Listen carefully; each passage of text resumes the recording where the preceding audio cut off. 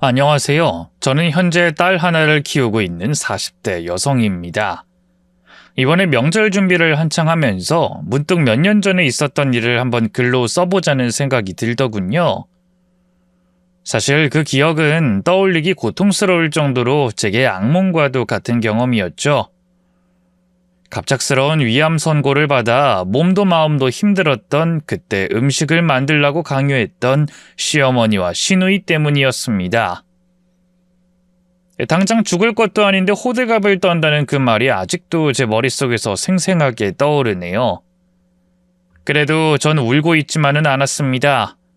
제 나름대로 싸웠고 복수를 했거든요. 도대체 왜 그렇게 된 건지, 또 어떤 복수를 했는지 궁금하시지 않으신가요? 지금부터 한쪽으로 치우치지 않고 아주 상세하게 이야기를 해드릴 테니 집중하고 끝까지 들어주시면 감사하겠습니다. 저는 아버지가 일찍 돌아가셨지만 어머니가 워낙 저를 온실 속 화초처럼 아껴주셨습니다. 아버지 사랑을 못 받고 자란 제가 너무 가엾다는 게 그 이유였고요. 덕분에 구김살 없이 밝고 솔직한 사람으로 자랐습니다. 태어나서 누군가에게 미움받은 적도, 미워한 적도 없을 정도로 말이죠. 하지만 성인이 되고 취업을 하게 되면서 그저 이제까지 운이 좋았다는 걸 알게 됐습니다. 누군가에게 미움받거나 미워한 적이 없는 게 아니라 주변 사람들이 따뜻했을 뿐이라는 걸 말이죠. 혹시 또라이 질량 보존의 법칙이라는 말 아시나요? 어딜 가나 어떤 그룹이든 미친 인간은 있고 만약 없다면 본인이 미친 사람일 것이다 라는 직장인들 사이의 우스갯소리입니다. 그런데 겪어보니 그 말은 진짜더군요. 도저히 좋아할 수 없고 죽이고 싶도록 미운 인간, 그 또라이가 하필 제 상사였습니다. 지영씨 반차 냈더라? 근데 반차도 눈치 보면서 써야 되는 거 아닌가? 네? 혹시 무슨 일 있나요? 급한 건 없다고 들었어요. 이미 일은 다 끝냈는데. 일이야 쌓인 게 일이지. 맡은 일만 다 하고 퇴근할 거면 회사를 왜 다녀? 그냥 프리랜서로 일을 하면 되는데. 직장 생활이 1년 가까이 됐으면 그 정도 눈치는 있어야지, 안 그래? 하지만 이미 허락을 받았고 가족 행사 때문에 반차 쓴 거니까 이번만 봐주실 순 없을까요? 어제 야근해서 일부러 일을 다 해놨던 거거든요. 아, 반차 사유 보니까 어머니 생신? 고작 그것 때문에 업무에 지장을 주면 되겠니? 생일이 뭐 별거야? 매해 돌아오고 그냥 나이 처먹는 거 계산하는 날인데 그게 뭐 그렇게 중요하다고 그래? 제발 유난 좀 떨지 마. 사회생활 하다 보면 한두 번 못 챙기는 날도 있는 건데. 그래도 팀장님, 그 예약 문제도 있고 이렇게 갑자기 이러시면 됐고 언니나 오빠한테 부탁해서라도 지영신 이번에 빠져. 누가 보면 외동인 줄 알겠네. 내일까지 이거 다 끝내고 내일 확인 제대로 할 거야. 그러니까 설렁설렁하거나 다른 사람한테 부탁하면 알지? 우리 제발 똑바로 하자. 내가 널 언제까지 가르쳐야 하니? 팀장님은 제가 외동딸이라는 것도 다 알고 있으면서도 늘 그런 식으로 말하곤 했습니다. 그날도 미리 허락을 받기도 했고 퇴근하기 전까지는 아무 말도 하지 않다가 5분 전에 그런 식으로 억지를 피웠던 거였어요.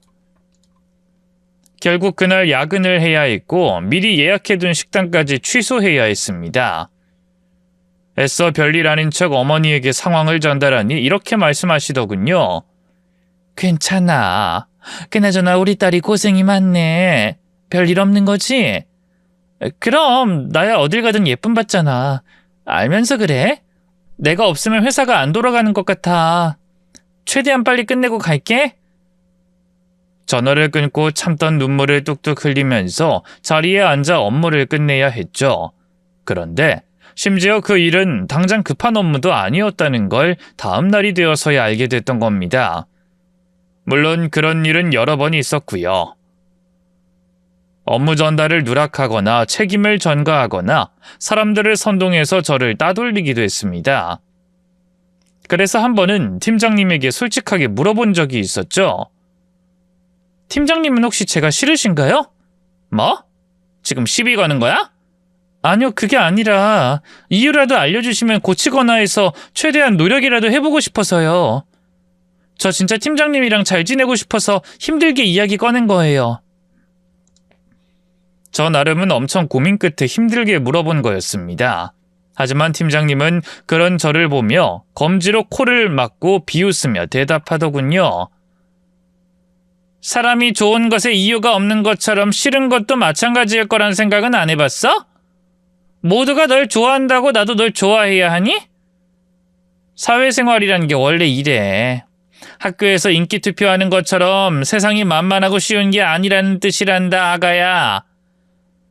그 뜻은 제가 뭘 하든 제가 싫다는 건가요? 누가 보면 내가 지영씨 괴롭히기라도 한 줄 알겠다? 나 지영씨 때린 적도 욕한 적도 없어. 난 정당한 업무 지시 외에는 아무것도 안 했으니까. 근데 그 업무가 과중하다고 지금 날 왜 싫어하냐고 묻는 것 자체가 정상일까? 난 그건 아니라고 보는데. 하지만 솔직히 유독 저한테만 그러시잖아요. 여자가 애를 낳아도 그 중에 좋아하는 애, 더 많이 사랑하는 아이가 따로 있다는 거 몰라? 왜 나한테만 이러냐고 할 게 아니라 다른 사람이 지영씨보다 잘하고 문제가 없어서 그러는 거야. 무엇보다 다른 후배들은 이런 거 내 앞에서 따지고 묻지도 않고 혹시 사랑을 많이 받고 자라서 그런지 머리에 꽃밭만 가득한 것 같으니까 선배로서 조언을 할게. 온 세상 사람들이 날 좋아해 줄 거란 착각하지 마. 애초에 널 싫어할 정도로 에너지 쏟을 마음도 없거든? 개미를 손끝으로 눌러 죽이거나 잠자리 날개를 뜯는 것에 의미를 보여야 하니? 그냥 넌 나한테 딱 그 수준이야. 잠자리나 개미 수준. 아무것도 아니라고. 그건 명백한 악이었습니다. 보통 사람들은 누군가 자신을 싫어하면 그 이유를 찾기 마련이잖아요. 하지만 팀장님은 제가 입사할 때부터 늘 그런 식이었기 때문에 도통 감이 잡히지 않았죠. 다른 직장 동료들이 추측하기로는 이유가 몇 가지는 있었습니다. 만만해서 그렇지 뭐. 따돌림 받는 사람들 보면 대부분 다 그래. 할 말 제대로 못하고 참고 견디는 사람들이 그 대상이 된다는 거야. 지영이 너 눈 봐. 눈꼬리가 아래로 쳐져 있으니까 너무 착해 보이잖아. 그러니까 먹잇감이 되었을 가능성이 제일 높다고 봐. 내 눈 때문이라고? 아니지. 지영이는 할 말은 더 하잖아. 그게 아니라 그냥 노처녀 히스테리인 거야. 저번에도 사내 연애하다 잘 안 됐잖아. 그 관리팀 남자랑 뭐 결혼한다 뭐 한다 하더니 관리팀 그분 아예 일까지 그만두고 회사 나갔고 그 전에도 선봉건 파투 났고 기억 안 나? 어쨌든 그래서 지영이가 부러운 거야. 너 남자친구랑 진짜 오래됐잖아. 사이도 좋고. 그거야. 그래도 난 연애 이야기 거의 한 적이 없어. 그럴 정도로 가깝지도 않고. 아님 그거 아니야? 부모 사랑을 못 받고 자라서. 지영이 네가 유독 어머니랑 사이가 좋잖아. 그것 때문에 그럴지도 몰라. 자격지심이 있거나. 동료들은 절 위로해주면서 저마다의 추측을 하긴 했지만 솔직히 도움이 되진 않았어요. 어머니와 멀어질 수도 없고 눈꼬리를 위로 찝어 올리거나 남자친구와 헤어지더라도 팀장님은 절 절대로 좋아해주지 않을 것 같았거든요. 어쨌든 저는 그 사람 때문에 회사에서 스트레스를 엄청 받았습니다. 제가 일을 악물고 이직해서 2년 후에 그 회사를 떠나기 전까지 말이죠.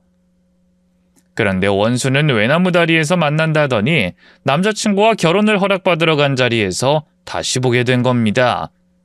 그 직장 상사가 저의 남자친구의 누나였던 거고요. 저를 괴롭히면서 비웃던 모습이 채 잊혀지지 않았는데도 그 여자는 뻔뻔하게 우리가 인연은 인연인가 보다. 지영씨랑 이렇게 보니 진짜 반갑다. 어떻게 내 동생이랑 만났던 사람이 지영씨일 수가 있어? 전혀 상상도 못했네. 그치? 라고 하며 웃는데 소름이 끼쳤습니다. 당연히 전 그걸 받아들이지 못했어요. 진심으로 파혼을 생각할 정도로 그 여자와 가족이 된다는 게 끔찍했죠. 당시 남자친구였던 성재는 그런 절 설득하더군요.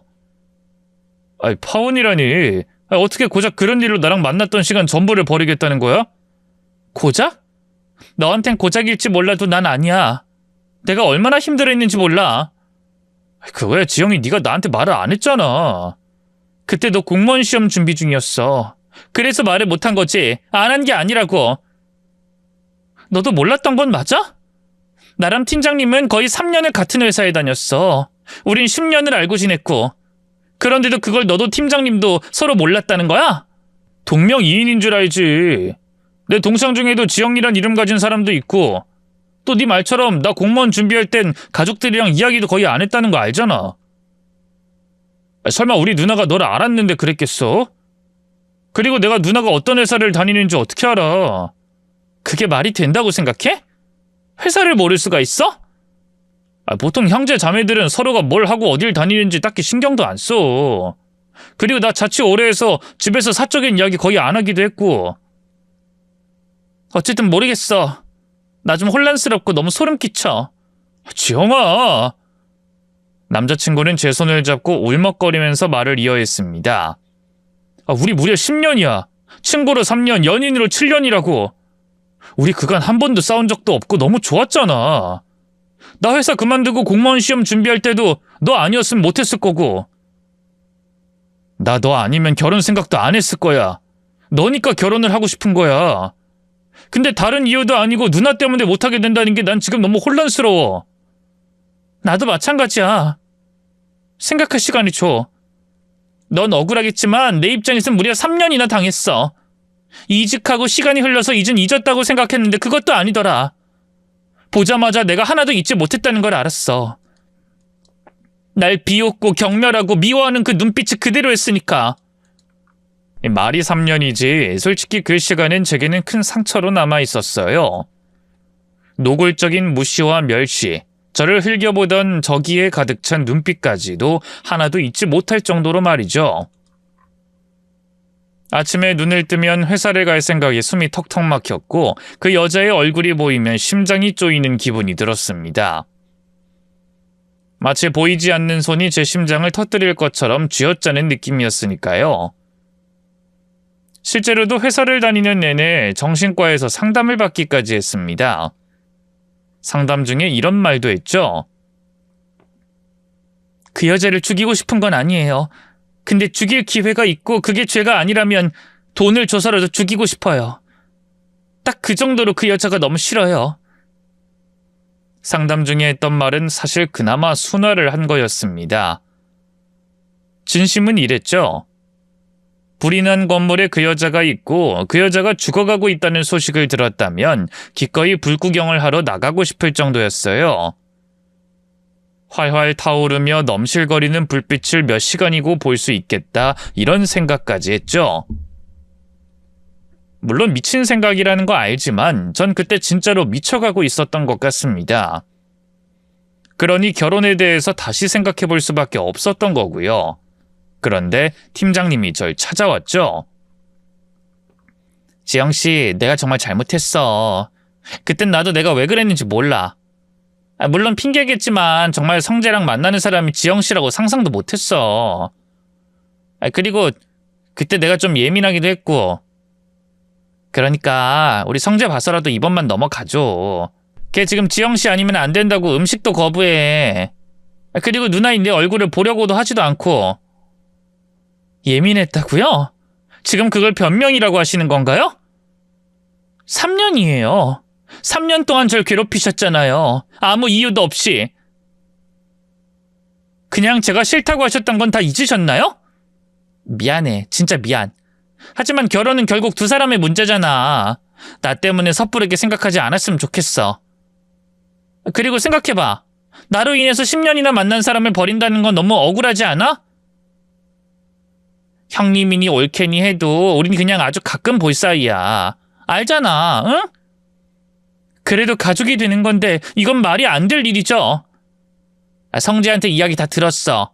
공무원 시험 볼 때 곁에서 지원해줬던 게 지영씨라고. 그렇게 좋은 사람이라는 걸 난 정말 몰랐어. 그때 성재 아니었으면 저 그 회사 그만뒀을 거예요. 뒷바라지하는 그 기간만 아니었다면 저도 그렇게 참고 살지도 않았을 거고요. 그랬구나. 정말 몰랐어.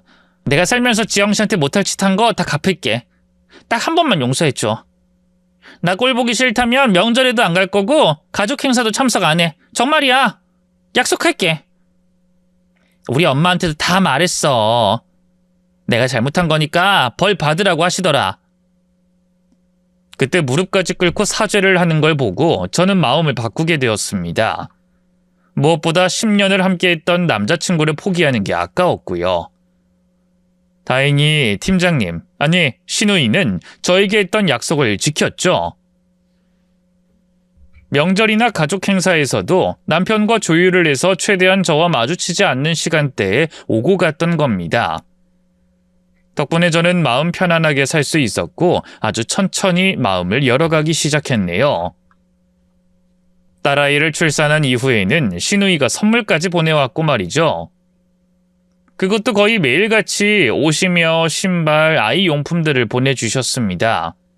그래서 남편에게 말을 했죠. 형님 말이야. 다음 명절부터는 시간대 관계없이 오라고 하는 건 어때? 괜찮겠어? 일부러 그러지 않아도 된다니까. 누나가 지은 죄가 있는데 억지로 그러지 마. 우리 엄마도 감수하신다고 했고. 그러니까 괜히 내 눈치 보지도 말고. 아니야. 언제까지 이렇게 피할 수도 없고 진심으로 사과하는 게 보이고 벌써 2년이나 명절이나 가족 행사에 눈치 보시면서 참석하셨잖아. 나도 이젠 마음이 좀 풀린 것 같아. 또 언제까지 이럴 수는 없는 노릇이잖아. 어머님 눈치도 보이고. 우리 엄마도 다 알아. 그래서 별말 안 하는 거고. 그래도 자기 딸이 눈치 보는 거 좋아하는 부모가 세상에 어딨겠어. 그러니까 오라고 하자. 나도 잘하려고 노력해 볼게. 그렇게 말해주니까 고맙네. 미안하고. 혹시나 무슨 일 있으면 언제든 말하고. 알았지? 난 언제나 당신 편이야. 예전에 당신이 내 편이었던 것처럼. 지금 생각하면 그때 제가 마음을 열 수 있었던 것은 온전히 남편의 힘이었던 것 같아요. 단순한 중재가 아니라 언제나 완전한 제 편을 들어줬기 때문이죠. 그 이유는 앞서 이야기했던 것처럼 제가 남편이 공무원을 준비할 때 물심양면으로 도왔기 때문일 겁니다. 시험을 준비하던 당시 가족들 반대가 워낙 심했고 7급 공무원이라는 게 말이 쉽지 이 난이도도 경쟁률도 높았죠. 그래서 시댁에서는 아예 지원을 끊어서 남편이 스스로 포기하도록 하려고 했었던 겁니다. 하지만 제가 학원비와 생활비 일체를 부담하면서 남편이 합격을 하게 된 거예요. 그러니 그런 상황에서도 시어머니가 제게 한마디도 못한 거죠. 시어머니 입장에서 보면 며느리 눈치를 자신의 친딸이 보는 게 달가운 일은 아니었을 텐데 말입니다. 그런데 그 다음 명절에도 시누이는 나타나지 않았어요. 거기다가 바로 얼마 뒤 있던 시어머니 생신까지도 모습을 보이지 않았죠. 그러자 참고 있던 시어머니가 한 소리 하시더군요. 걔도 마음이 상했겠지. 자기 집에 오면서도 연락하고 눈치 보고 해야 했으니 오죽 속이 썩어났겠어? 애미도 힘들었다는 거 나 충분히 이해하지만은 솔직히 좀 그렇구나. 제가 고개를 숙이자 남편이 대신 말했죠. 오라고 했어. 근데도 누나가 안 온 거잖아. 왜 이쪽으로 불똥이 튀어? 너 성질, 너도 그러는 거 아니야. 그래도 너희 누나야. 오라고 한다고 오고 오지 말라고 한다고 안 오고 똥개 훈련시키는 것도 아니고. 넌 너희 누나 불쌍하지도 않니? 다 업보지. 그게 왜 불쌍해? 애초에 사람을 괴롭히는 게 정상적인 일이긴 해? 어머, 얘가 몇 년이나 지난 일로 아직도 그러는 게 그런 거야? 누가 잘했다고 했니? 근데 이만큼 시간이 흘렀고 이만했으면 벌 받을 만큼 받은 거 아니야. 그리고 내가 크게 뭐라고 했어? 좀 적당히 하라는 거지. 형제 자매가 많은 것도 아니고 딱 너랑 너희 누나 둘인데 내가 생일밥을 이렇게 따로따로 먹어야 하는 건 난 싫고 답답하다. 이 사람은 외동이야. 근데 홀어머니 생신날에 일하라고 집에 못 가게 한 게 누나였고. 그래 안다. 나도 들어서 다 알아. 하지만 어쩌겠니? 이미 지난 일인데. 지난 일이라는 건 피해자만 할 수 있는 말이야. 엄마, 그나마 이 사람 성격이 좋아서 이 정도로 끝나고 오라고 한 건데 누나가 안 온 거야. 그러니까 엄마가 답답하고 싫어도 우리 탓이 아니란 뜻이고. 앞으로는 그런 말 좀 하지 마. 아우, 알았어. 남편 없는 사람 어디 서러워 살겠니? 그냥 해본 말에 아주 죽자고 달려드는 걸 보니 이래서 자식 새끼 키워봤자라는 말이 나오는가 싶구나. 남편은 제 의사를 분명 전달을 했다고 하는데도 시누이가 오지도 않고 연락도 받지 않는 게 이상하다고 생각을 했네요. 그래도 무슨 일이 있겠거니 대수롭지 않게 넘겼습니다. 헌데 그 일이 있고 얼마 후 시누이와 길에서 마주치게 됐죠. 시어머니, 저, 남편, 아이까지 해서 함께 외식을 다녀오는 길에 시누이가 한 여자와 팔짱을 끼고 다정하게 걸어오는 걸 본 겁니다. 헌데 시어머니가 총알처럼 빠르게 뛰어가선 낯선 여자의 손을 잡고 좋아하시더군요. 어머, 이게 얼마만이야, 희진아. 어머님, 저도 너무 반갑네요. 잘 지내셨죠? 아유, 그럼. 어머, 넌 어쩜 아직도 이렇게 예뻐? 아주 예전이랑 변한 게 없어. 어머님은 더 예뻐지셨는데요? 혹시 피부과라도 다니시는 건가요? 정보 좀 나눠주세요. 허허허, 넉살 좋은 것도 그대로네. 한참을 웃고 떠들고 이야기를 하더니 남편과도 아는 사이인지 인사를 했습니다. 남편의 표정은 떨떠름한지 그리 좋지 않았지만 여자는 쉬지 않고 참새처럼 떠들다가 사라졌죠. 하지만 그 잠깐 사이에 저를 아래 위로 훑는 그 눈빛을 분명하게 봤습니다. 또 일부러 절 견제하는 것처럼 남편에게 오래된 이야기만 꺼냈고 저를 투명인간 취급했죠. 그리고 얼마 후에 시어머니를 통해 그 여자의 정체를 알게 됐네요. 희진이란 그 여자가 남편의 첫사랑이었던 겁니다. 희진이 그 아이가 성지 대학교 막 입학할 때 만났던 애야. 애가 예쁜데 싹싹하고 머리는 또 어찌나 비상한지 지금은 무려 변호사를 하고 있잖니? 집안 좋아서 바로 개인 변호사 사무실 떡하니 차려 지금은 더 잘 나가고 있다고 하더라고. 진짜 대단하지 않니? 저는 애써 웃으며 대답했습니다. 정말 대단하네요. 변호사라니. 형님이랑도 가까운 것 같던데. 아유, 가깝지. 최근 몇 년은 연락이 끊어졌지만 얼마 전에 우연히 봤나 보더라고. 성재 군대 갔을 때도 걔가 우리 집을 몇 번을 들락거렸는지 꼭 며느리처럼 그랬었어. 며느리요? 왜? 기분 나쁘니? 그래도 혹여나 고깝게 생각해서 괜히 성재한테 큰 소리 내는 일은 없으면 좋겠구나. 과거 없는 사람이 세상에 어디 있겠니? 너도 우리 성재가 첫사랑은 아닐 거 아니니? 이 남자 저 남자 만나다가 7급 공무원 딱 붙으니까 이때다 싶어서 결혼했을 테니. 저희 만난 게 10년이에요. 그럴 리가 없잖아요. 참고로 난 계집들 이야기는 안 믿어. 거짓말을 입술에 침도 바르지 않고 하는 게 여자들 습성이니까. 처음이다, 첫사랑이다 이런 말하는 것들 중에서 진짜인 여자를 본 적이 없지. 물론 우리 희진이는 그때 어렸으니 첫사랑인 게 맞지만 말이야. 그날 저는 말끝마다 우리 희진이 소리를 하는 시어머니 말을 1시간을 넘게 듣다가 와야 했어요. 솔직히 시어머니의 이야기보다 그 여자의 눈빛이 떠올라 신경이 쓰이기도 했고 그래서 남편에게 까놓고 물어봤죠. 그 여자랑 도대체 어느 정도로 가까웠냐고 말입니다. 헌데 남편은 첫사랑이라는 말에 질색을 하더군요. 겨우 한 달 만났어. 대학교 신입생 때 만나서 겨우 한 달이었다고. 첫사랑? 첫사랑은 무슨... 나한테 그 여자는 악몽이었어, 악몽. 혹시 거짓말하는 거 아니야? 아니 그렇게 짧게 만났는데 어떻게 형님이랑 어머님이랑 그 정도로 친할 수가 있어? 당신 군대도 기다려줬다고 들었고 집에도 많이 왔다고 하던데. 기다려준 게 아니라 기다림을 당한 거지. 우리 엄마랑 누나는 걔 성격을 몰라서 그래. 집착이 얼마나 심했는지 모르고 헤어짐을 받아들이지도 못하는 사람이었어. 처음에도 내가 집에 있는지 없는지 확인하려고 우리 집에 쳐들어온 거였다고. 그게 정말이야? 그래. 아마 나한테 목줄을 채울 수 있었으면 내 목에 적어도 10개는 달아놨을걸? 애초에 내가 왜 당신이랑 친구라는 이름으로 곁에 있으면서 3년을 지켜만 봤겠어? 무서워서 그랬어. 그 여자 만나고 나서 세상에 있는 여자들 모두가 너무 무서워서. 헤어지자고 대판 싸우고 집에 들어왔는데 아무렇지 않은 척 우리 엄마랑 누나랑 붙어있는 모습 상상해봐. 스토커나 다름없었다고. 걔 지금은 어떨지 몰라도 진짜 최악이었어. 그러니까 당신은 그 여자에 대해서 일절 신경 쓰지 마. 동창들 말 들어보니 결혼도 했다고 하니까 걱정 말고. 아, 그래? 그럼 뭐 알았어. 더는 신경 안 쓸게.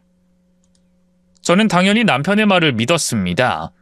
더구나 결혼까지 했다면 신우이와 그 여자가 친하든 말든 신경 쓸 게 없다고 생각했죠. 하지만 그 이후에도 식탁에 앉으면 몇 번이나 그 이름이 나왔고 불쾌한 건 어쩔 수 없었습니다. 그렇게 2달이 흐른 어느 날, 신우이가 가족들을 모두 불러놓고 폭탄 발언을 하더군요. 희진이란 여자의 오빠와 진지하게 만나고 있다고 말입니다. 남편은 탐탁지 않게 생각했지만 40이 훌쩍 넘은 누나의 결혼을 반대하진 못했죠. 반대로 시어머니는 경사가 따로 없다면서 이미 혼수 이야기까지 꺼내고 있었고요. 문제는 그 이후였습니다. 그간 제 눈치를 보던 시누이와 시어머니의 태도가 180도 바뀌어버렸거든요. 한 번은 시어머니가 급하게 부르셔서 아이를 데리고 시댁으로 갔습니다. 그런데 시누이가 있기에 인사를 하면서 형님도 있으셨네요 하고 말이죠. 정말 별거 없는 말이고 아무 의미도 없었는데 시누이는 정색하면서 이러더군요. 그럼 내 집인데 내가 못 올 때라도 왔다는 거야? 네? 아, 그런 뜻이 아니라 그냥 인사인데. 어감이 기분이 나빠서 그래. 마치 내가 여기 있으면 안 된다는 듯이 그런 식으로 하는 거잖아. 도대체 언제까지 그 일로 날 괴롭힐 거야? 결혼하고 애까지 낳았으면 어른이 되어야지. 여전히 사회생활 못하는 신입처럼 구네? 아, 형님, 제가 뭘 잘못했다고 그러시는 거예요? 그리고 괴롭히다니 제가 언제요? 내 집에 내 맘대로 못 오게 하는 건 괴롭힌 게 아니란 뜻이니? 나도 지금까지 너 눈치 보고 성질 부탁에 못 이겨서 납작 엎드려 있었어. 올키가 예전에 내가 괴롭혔다고 아득바득 주장을 하니까 어쩔 수 없이 그랬던 거고. 근데 솔직히 말해서 난 너 괴롭힌 거 아니라고 생각해. 혼날만 해서 혼냈고 이유가 충분하니까 너한테 업무를 좀 준 것뿐이라고. 주장이요? 아니 직접 오셔서 사과까지 하셨고 그땐 인정도 하셨잖아요. 아, 무엇보다 갑자기 이렇게 예전 일 꺼내는 것도 전 지금 이해가 되지 않아요. 아니, 엄마 제 말하는 것 봐. 자긴 다 풀었으니까 나도 풀어야 한다고 말하네? 이게 손윗사람을 대하는 태도가 맞나? 이러니까 내가 회사에서도 그럴 수밖에 없었던 거야. 겁을 상실한 건지 매번 그 이유를 물어대더니 아직도 똑같네. 어쩜 나이를 먹어도 변하질 않는지. 시누이는 제 말에 대꾸를 하는 게 아니라 시어머니에게 전달을 하며 비꼬았죠. 그랬더니 시어머니도 거기에 맞장구를 치는 겁니다. 머리털 검은 것들이 어디 쉽게 변하니? 그게 몇 년 전 일인데도 아직도 꿍 해서는. 아우 답답해. 아우 내 속이 문드러지고 썩지. 엄마가 너무 물러서 그래. 그러니까 시어머니 앞이라고 눈치도 안 보고 형님이 내 앞에서도 고개 뻣뻣하게 들고 갑자기 왜 그러시는 건데요? 라고 있는 거지. 말세야 말세. 그러게 이건 며느리를 모시고 사는 거지. 시집살이? 그건 다 옛말이야. 한 30년만 더 지나면 시집살이란 게 뭔지 몰라서 국어사전을 뒤지게 될 거야. 팔자 좋은 시대에 태어난 게 부러워서 어디 살겠나. 아유 어쩌다 저런 게 우리 집에 들어와서는. 아 됐어 엄마. 그러다 또 제가 성재한테 가서 일을 나. 아니 나도 이젠 못 참아. 내 딸 얼굴 제대로 못 보고 꾹꾹 참으면서 지금까지 버텼는데 이젠 나도 그런 짓 못하겠다. 뒤끝이 길어도 어느 정도여야 참지. 저는 분노로 온몸이 떨렸고 시어머니에게 따졌죠. 어머님까지 왜 그러세요? 지금 제가 뭘 잘못했는데 이러시는 건데요? 어머 제 눈 저렇게 뜨는 거 봐. 넌 세상에 무서운 게 없니?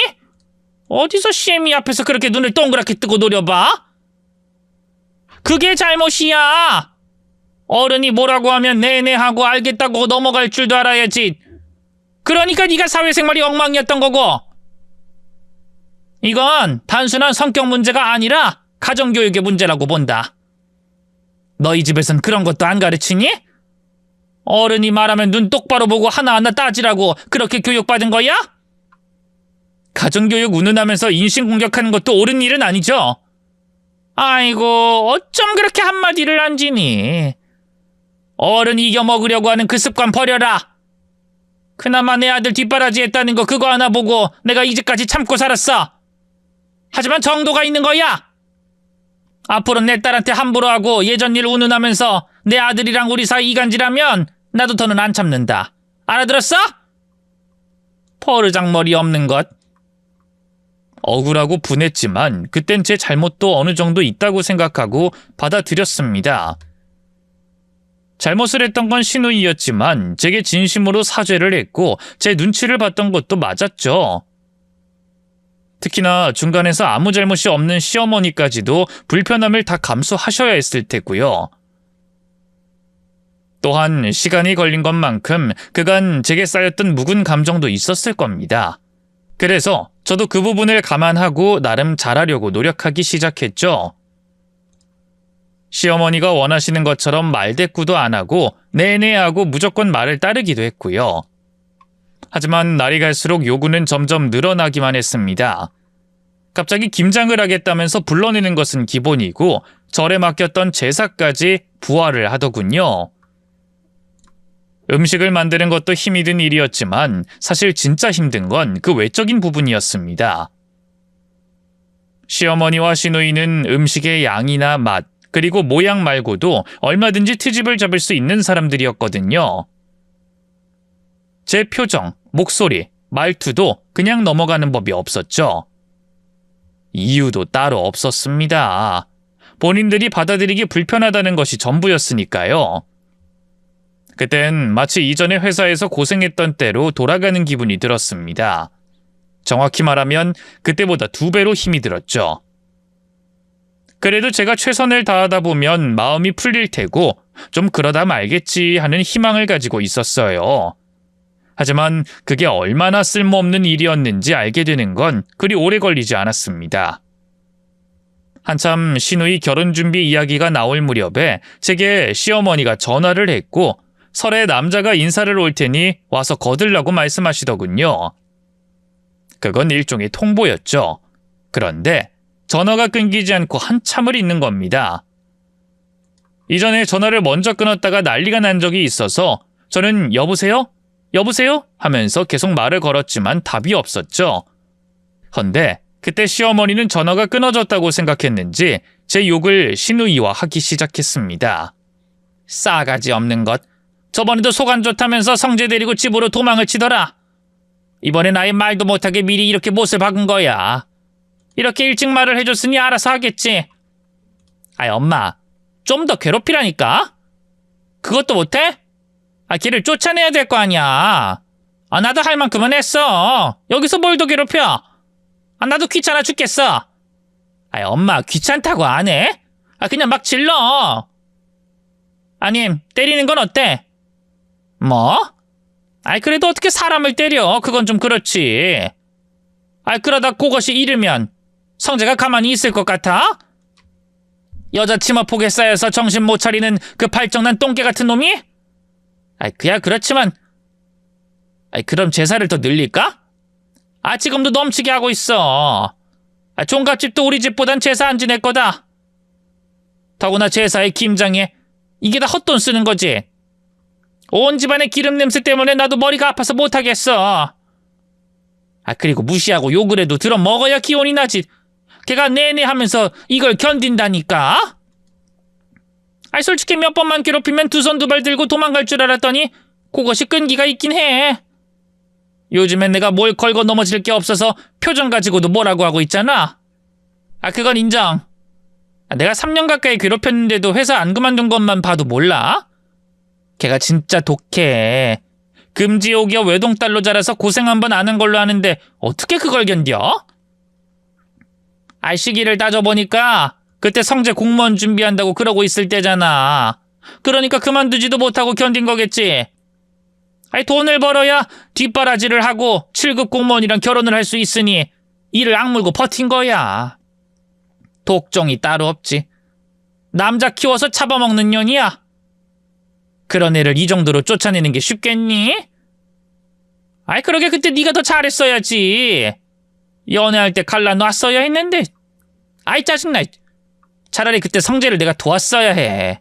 적당히 지원 끊고 괴롭히면 지풀에 못 이겨서 부잣집 딸인 희진이랑 다시 엮일 거라고 생각해서 일이 이렇게 된 거라고. 그깟 돈 좀 지원해준 걸로 유세를 떨 줄 알았으면 그러지 말걸. 아이, 그러게 우리가 너무 단순하게 생각했던 게 화근이었지. 아, 변호사까지 될 줄은 몰랐네. 아까워 죽겠어. 나한테도 싹싹하고 우리 아들을 그렇게나 좋아하는데. 나도 시간 돌리고 싶어. 어쩌다 저런 게 내 동생한테 들러붙어서는 결국 희진이가 다른 곳으로 시집간 거 아니냐고. 아이, 그래도 희진이 이혼하고 혼자 됐다니까. 이참에 너 결혼하고 쟤들 정리시키고 그렇게 다시 어떻게든 엮어보는 거지 뭐. 둘 다 다녀왔으니 딸 하나 있는 흠이야 감싸줄 거고. 근데 성재가 받아줄까? 희진은 마음 있는 것 같긴 한데 성재 저놈이 문제야. 어릴 땐 아무것도 모르고 연애하고 그랬지만 이제 성재도 나이도 있고 알 걸 다 아는데 현실적인 부분 그거 무시 못하지? 돈도 있고 변호사라는 좋은 간판도 있는 여자를 왜 마다해? 무엇보다 7급 공무원이랑 변호사, 이 정도로 좋은 조합이 어디 있겠니? 그건 맞아. 우리 성재가 아깝지. 이렇게 되면 우리는 희진이네랑 겹사돈 맺는 거잖아.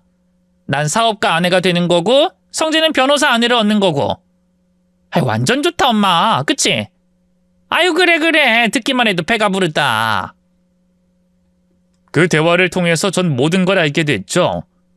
혹시나 했지만 역시나 두 사람은 절 알고 있었고 의도를 가지고 괴롭혔다는 것까지 말입니다. 하지만 그럼에도 불구하고 저희가 헤어지지 않으니 울며 겨자 먹기로 저를 받아줬던 거였어요. 그러다가 우연히 희진이란 여자를 만나고 그 오빠와 결혼 이야기가 오가니 다시금 욕심이 생긴 거였죠. 해서 계속 제게 일을 시키고 구박하며 호시탐탐 내쫓으려고 했던 겁니다. 그러니 제 노력은 아무 소용도 없었던 거였어요. 그 충격으로 저는 잠도 잘 이루지 못했습니다. 남편과 이혼까지 생각하면서 며칠을 고민을 했고요. 그러다가 회사에서 위경련이 와서 병원으로 실려가게 됐죠. 헌데 병원에서 각종 검사 끝에 위암 초기라는 진단을 받게 된 겁니다. 다행히 초기이기도 했고 종양이 점막층에 국한되어 있고 림프절 전이가 없을 가능성이 높은 경우에 해당한다고 하더군요. 솔직히 진단을 받자 시어머니와 시누이가 뒤에서 무슨 작당 모의를 하고 제가 그 일로 이혼을 하는 건 나중 일이 될 수밖에 없었습니다. 아무리 초기라고 해도 암이라는 질환이 가진 무게감이 달랐으니까요. 그래서 시어머니에게 위암이라는 걸 밝히고 수술을 핑계 삼아서 그들을 최대한 안 보려고 했죠. 그런데 시어머니는 그 말을 듣고도 눈 하나 깜빡하지 않았습니다. 그래서 명절에 일을 못 거들겠다 이 말이니? 위암 그것 때문에? 당연히 못하는 거 아닌가요? 내시경으로 하는 거라며. 이름이 뭐라고 했지? 내시경 점막하 박리술이요. 그래 그거. 어쨌든 내시경으로 깨작거리면서 하는 게 무슨 큰 수술이라고 그렇게 유난히 호들갑을 떠니? 그래도 암이에요. 호들갑이라니 말씀이 너무 지나치신 거 아닌가요? 지나치긴 뭐가 지나쳐. 걱정도 팔자다. 한숨 자고 일어나면 끝날 수술이고 무엇보다 초기라며. 당장 입원해야 할 병도 아니고 하루 이틀 늦는다고 없던 병이 커지는 것도 아닌데 왜 그렇게 급하게 병원에 가? 나 혼자 그 많은 음식들이며 재료들을 어떻게 손질하고 하라는 거니? 사거나 주문하면 되는 거죠. 사위가 처음으로 인사 오는 자리에 산 음식, 주문한 음식 나가는 게 말이니? 하여튼 못 배운 티를 내기는. 넌 어쩜 그렇게 이기적이니? 이러니까 외동들이 욕을 먹는 거야. 너처럼 어른 무서운 거 모르고 가정교육 허투루 받은 애들 때문에 그런 거라고 알아? 난 암 초기고 말기고 네 사정 모르겠으니 무조건 해. 내가 그 의사보다 먼저 약속 잡았다. 그러니까 죽을 때 죽더라도 저는 붙이고 가. 이번은 그때에도 늦은 거 하나 없으니까. 싫다면요? 싫다면 어쩌실 건데요? 싫으면 이혼해. 가뜩이나 마음에 드는 구석이라고는 없는데 앞에서 굴굴거리는 병 걸린 며느리는 더 필요 없다. 이혼당해서 혼자서 암병동에서 쓸쓸하게 죽기 싫으면 얼마든지. 시어머니는 제가 암에 걸렸다는 사실보다는 트집 잡을 게 생겼다는 생각밖에 없는 것 같았습니다. 이 기회에 저를 쫓아내야겠다 다짐한 것 같았죠. 제가 버티면 예비 사위에게 음식 대접을 편안하게 하게 되니 좋고, 제가 버티지 못하면 희진이란 여자와 남편을 엮을 생각에 좋았으니 손해볼 게 전혀 없다는 듯 굴었던 겁니다. 그래서 저는 복수를 떠올린 거였죠. 이 상태로는 수술을 해도 스트레스 때문에 또 암이 재발할 거라고 확신했거든요. 수술 전에 이 상황을 모두 끝내버리자 그렇게 다짐하고 병원 입원을 명절 이후로 미뤘습니다. 그렇게 제가 찾아간 곳은 바로 그만뒀던 그 회사였죠. 오랜만에 회사 동료들을 보고 제 근황을 전하며 동시에 도움을 요청했습니다. 신우이가 딱 하나 간과한 게 있다면 회사 내의 소문은 빛보다 빠르다는 거였죠. 나 하나 알고 있어. 팀장님 관리실 직원이랑도 사귀었었잖아. 얼마 뒤에 관리실 직원 그만뒀고, 근데 그만둔 이유가 팀장님이 바람을 피워서라는 소문이 있더라고. 아이, 근데 그건 좀 오래된 거 아닌가? 성희도 회사 다닐 때 그 소문은 들었을 거 아니야. 그거 말고 도움될 만한 이야기를 해야지. 최근에도 한 명 더 있었잖아, 호진 씨.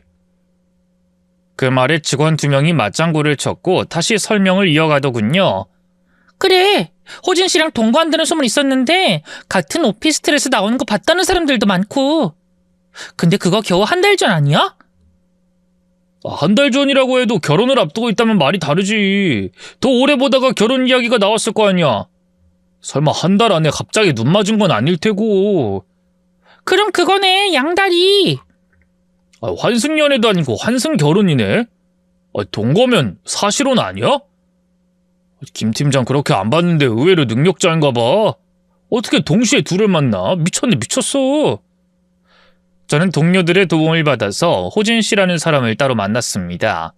그리고 그게 단순한 소문이 아니라는 확답도 듣게 됐죠. 실제로 호진 씨라는 분은 1년 가까이 신우이와 교제를 하고 있었다고 하더군요. 심지어 동거를 시작할 때는 시어머니에게 허락까지 받은 상황이었다고 합니다. 그러다가 최근에 갑작스럽게 이별 통보를 받았다고 했죠. 본인도 그 이유를 몰라서 몇 번이나 연락을 했고 찾아가 봤지만 소용이 없었다고 했습니다. 그래서 저는 제가 겪은 일과 진실을 말해줬죠. 회사에서 괴롭힘을 당했던 일부터 시작해 암에 걸렸다는 것까지 말입니다. 그 말을 들은 호진 씨는 저를 돕겠다고 나서더군요. 그렇게 기다리던 설 연휴가 찾아왔고 저는 연락을 받지 않았습니다. 제 암 진단에 대해서 아직 모르는 남편 역시도 계속 연락을 했지만 저는 어머니와 함께 호텔에서 여유롭게 휴일을 즐겼어요. 당연히 어머니에게도 남편에게 걸려오는 전화를 받지 못하게 했습니다. 그렇게 명절 당일에 선물을 들고 시댁으로 향했죠. 현관에서 벨을 누르니 선물을 보지 못한 시어머니는 문을 열자마자 저를 구박하기 시작했습니다. 뻔뻔한 낯짝이다. 근본도 없다면서요. 그러다가 제 뒤에 있던 선물을 보더니 뒤로 주춤거리면서 물러났습니다. 바로 그 선물이 호진 씨였죠. 어머님, 정말 오랜만에 뵙네요. 우리 성희 만나러 이렇게 연락도 없이 왔어요. 호진이 네가 어떻게 여기에... 들어가도 되죠? 야, 안 그래도 성희가 저희 집에 두고 간 물건도 줬어야 했는데 이걸 깜빡하고 그냥 갔지 뭐예요? 박스는 제 거라서 여기다가 물건 놓을게요. 호진 씨는 넉살 좋게 웃으면서 박스 하나를 들고 들어갔고 뒤늦게 거실로 뛰어온 신우이와 눈이 마주쳤을 때 그 박스를 거꾸로 뒤집어 엎었습니다. 거기에서 와르르 쏟아진 것은 각종 속옷과 칫솔 그리고 여성용품이었고요. 놀란 신우이는 아무 말도 못하고 어버버거렸고 소란스러움에 일어나 나온 희진 씨와 희진 씨의 오빠가 그 상황을 목격했죠. 시어머니는 최대한 빠르게 그 상황을 정리하려고 끼어들어서 설명했습니다. 별거 아니야. 우리 성이 쫓아다니는 놈인데 어떻게 알았는지 여기로 와서 깽판을 치네. 경찰 불러서 내쫓아야지. 저런 놈들은 상대해봤자 머리만 아프니까. 자, 들어가 어여. 그리고 뒤로 확 돌아서는 제게 삿대질을 했죠. 넌 왜 이렇게 집안에 분란만 일으켜? 하여튼 쓸모락은 하나도 없는 것. 그러니까 몹쓸 병이나 걸리는 거지. 마음 심보를 곱게 쓰란 말이야. 지금 내 아들은 너 없어졌다고 찾는다고 이 추운 날 나가 있는데 이런 짓이나 버리고 경찰 부르기 전에 저 화상 데리고 얼른 나가! 저는 기가 차서 웃었습니다. 어머닌 양심이 참 없으시네요. 양심? 어디서 너 같은 게 양심을 찾아? 멀쩡한 가정 남편 내팽개치고 외박까지 하고 뻔뻔하게 저런 되먹지도 않은 남자나 끌고 들어오는 널 믿겠니? 더럽고 불결한 것. 그때였습니다. 가만히 상황을 보고 있던 후진 씨가 앞으로 나섰죠. 그냥 병풍처럼 서 있어만 달라고 해서 서 있긴 했는데 저도 할 말은 해야겠습니다, 장모님. 장모? 미쳤어? 이게 어디라고 지금 거짓말을 해? 누가 누구 장모야? 스토커 주제. 이제 보니 진짜 막장이네. 뭐 이렇게 양심이 없는 인간들이 있지? 한 달 전에 나한테 헤어지자고 통보했을 때 그래도 설마 하는 생각이 있었거든요? 근데 애미나 딸년이나 아주 하는 짓이 똑같네. 오히려 나도 고맙네요. 저런 여자랑 결혼까지 생각했다는 것 자체가 아주 끔찍하니까. 그리고 저 그냥 온 거 아닙니다. 증거 다 가지고 왔거든요. 어떻게 꺼내볼까요? 난 나가. 헛소리하지 말고 가라고! 호진 씨는 성큼성큼 걸어가더니 신우이의 얼굴을 향해서 수백 장의 사진을 던졌습니다. 그 사진이 차르르 흩어지면서 제 발 앞에도 도착을 했죠. 속옷만 딸랑 입고 두 사람이 함께 찍은 것으로 보이는 사진이었고 시어머니는 그걸 보자마자 오줌이라도 지린 듯 다리에 힘이 풀려서 주저앉았습니다. 당연히 예비사위도 그리고 남편의 첫사랑이라는 여자도 보았고요. 남자는 멍하니 있다가 다신 연락하지 마라는 말을 남기고 빠르게 밖으로 나갔습니다. 그러자 남자를 잡으러 뛰어나왔던 신우이는 제 머리채를 잡고 흔들기 시작했어요. 이게 다 너 때문이야. 내가 저 사람 잡으려고 얼마나 노력을 했는데. 이 망할 년 죽어! 차라리 죽어! 너 같은 년은 죽어야 해! 호진 씨가 급하게 신우이를 말리며 떨어뜨렸지만 이번엔 덜덜 떨며 넋을 놓고 있던 시어머니가 저를 향해 소리를 질렀죠. 독한 년, 네가 감히 내 딸의 혼사길을 막아? 내가 너 반드시 이혼시킬 거야. 우리 희진이 자리 빼앗은 너 같은 거 처음부터 싫었어. 우리 아들한테서 떨어져! 그때 마침 제 남편이 들어왔고 제게 달려와 상태를 살피더니 묻더군요. 뭐야, 당신 꼴이 왜 이래? 맞았어? 누구야? 둘 중에 누가 그랬어? 내가 그랬다 왜? 너 저거랑 당장 이혼해. 누나가 몇 번을 말했어. 귀엽고 내 결혼까지 망치려고 외간 남자까지 끌어들인 년이야. 내 인생이 저것 때문에 끝났다고. 뭐? 도대체 그게 무슨... 됐고 누나 말 듣고 넌 희진이랑 재혼해. 얘 아직 너한테 마음 남았다고 하니까 저런 미친년은 버리고 끝내라고. 말이 되는 소리래. 누나가 뭔데 나한테 재혼을 하라 말아야. 그리고 희진이랑 나는 한참 전에 끝났어. 난 결혼했고. 희진이 1년 전에 이혼했대. 이제 혼자 됐잖아. 너랑 잘 어울리고 지영이 저거보다 100배 1000배는 훨씬 나은 여자잖아. 아니니? 더구나 지영이 제 위암이래. 암 걸려서 뒤질 거라고. 얼마나 못된 짓을 많이 했으면 암 같은 병에 걸렸겠어? 몸뚱이라도 멀쩡한 게 그나마 장점이었는데 이젠 그것도 아니니 버려야지. 누나 정말로 미쳤어? 미친 거야? 신우이는 눈이 반쯤 풀린 상태로 멍하니 서 있는 희진 씨에게 다가갔습니다. 희진아, 넌 내 말 믿지? 이거 사진 다 조작된 거야. 요즘 세상에 이 정도 합성 못하는 사람이 어딨니? 더구나 미친 인간들이 원래 이런 짓 하잖아. 너희 오빠한테 모든 게 오해였다고 말 좀 해줘. 그래야 너도 우리 성재랑 이뤄지는 거고, 응? 신우이가 희진 씨의 양손을 잡자 희진 씨는 덤덤하게 말하더군요. 언니 말처럼 저 성재한테 미련 남은 거 맞아요. 그래서 언니한테 잘 보이려고 한 것도 있었고요. 어린 시절에 첫 연애라 제가 많이 서툴렀고 못해준 것도 많아서 미련이 있었죠. 그래. 우리 이렇게 인연이 닿은 거야. 너랑 성재 그리고 너희 오빠랑 나 겹사돈으로 인연 이어가고 우리가 한 식구가 되어서.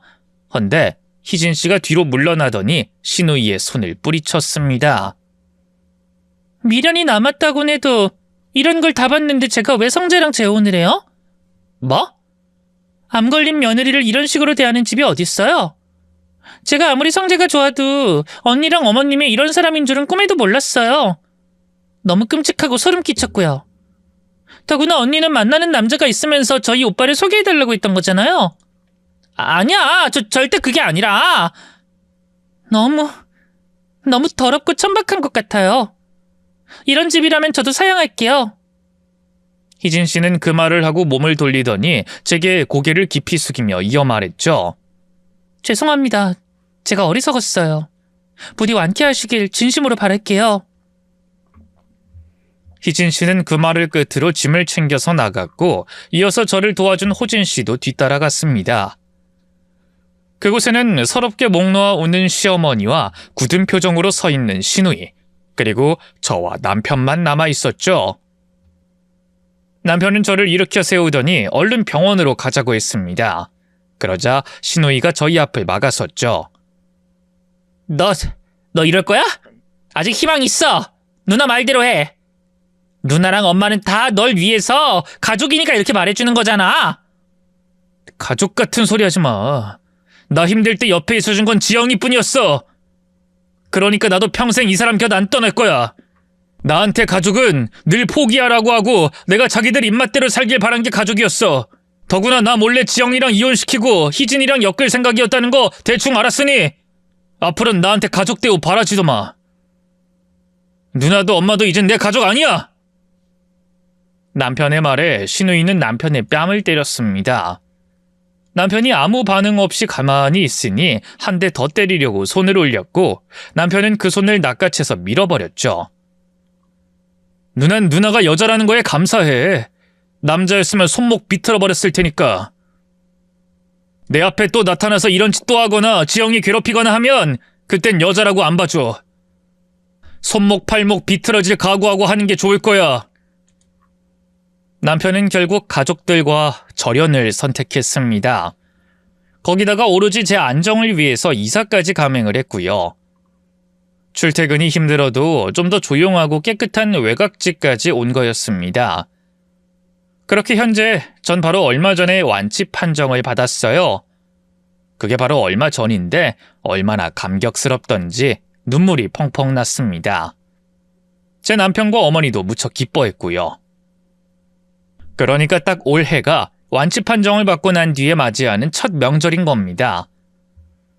감회가 새롭기도 하고 기분도 이상하지만 더없이 행복한 명절이 될 거라는 생각이 드네요. 물론 저와는 달리 시누이와 시어머니는 쓸쓸한 명절을 보낼 거라고 확신합니다. 특히나 시누이는 회사에도 소문이 퍼져서 결국 일도 그만뒀다고 들었으니 살 길도 막막할 테고요. 또 남편에게 늘 받던 용돈도 끊겼으니 시어머니도 생활이 팍팍하실 테죠. 못된 생각이긴 하지만 제가 아팠던 만큼 되도록 두 사람이 오래 힘들었으면 좋겠습니다. 이런 저 많이 나쁜 며느리일까요? 그래도 이번만은 제 편 다들 들어주셨으면 좋겠네요.